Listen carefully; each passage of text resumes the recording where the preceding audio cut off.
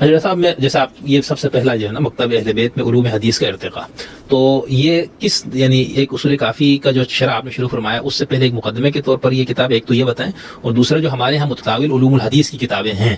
اس type کی یہ کتاب ہے، اس سے اس کو کوئی انفرادیت حاصل ہے، اور ایک طالب علم، ایک محقق اور ایک عام آدمی، تینوں کے لیے کس طرح کوئی کام مطلب استفادے کے لیے؟ دیکھیے شروع میں ایسا ہوا تھا، اس پروجیکٹ کے شروع کرنے سے پہلے کافی عرصے پہلے ایسا ہوا تھا کہ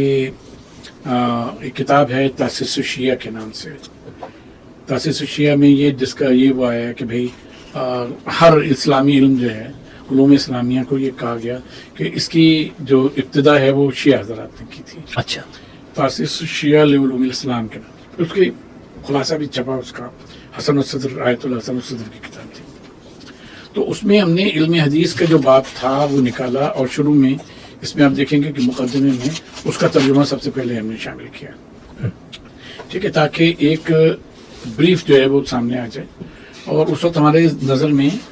وہ لوگ تھے کہ جو اس وقت اسلامک اسٹڈیز میں ایم اے کر رہے تھے، اور شیعہ حدیث ان کے نصاب میں گویا کہ شامل تھی. اور اس میں ایک نقن دادا سید العلماء نقن صاحب قبلہ کی ایک علم حدیث پہ کتاب تھی، اور ایک تھا مرتضیٰ حسین فاضل صاحب کا مقدمہ تھا، ایک کتابچہ تھا. تو یہ دو تھیں، تو ہم نے گویا اس میں بطور اضافے کے وہ کیا. اس وقت اصول کافی کا پروجیکٹ نہیں شروع ہوا. اچھا. لیکن جب ہم نے اصول کافی کا پروجیکٹ شروع کیا تو ہمیں یہ احساس ہوا کہ پہلے علم حدیث پہ بات ہونی چاہیے، کیونکہ ہسٹری تو ہم نے بتا دی کہ یہ ہوا تھا مختصراً کہ یہ علماء ہیں، انہوں نے یہ کام ہے ان کے، اور عوالم العلوم تک یہ بتا دیا. لیکن اس کے بعد پھر ہم نے اس پہ فن حدیث، درایت اور رجال کے بارے میں ہم نے مباحث کو جمع کیا. اور مثلا علم حدیث میں جہاں یہ بحث ہوتی ہے کہ مختلف جو اسناد کے اوپر حکم لگاتے ہیں، صحیح، حسن اور ضعیف، اور اس طرح جیسے علامہ مجلسی نے بعض اصطلاحات وضع کی ہیں کا موثق کا صحیح، موثق حسن کا صحیح، کہ اس کو حسن بھی کہہ رہے ہیں، صحیح کا درجہ بھی دے رہے ہیں، یا موثق کہہ رہے ہیں اس کا درجہ دے رہے ہیں.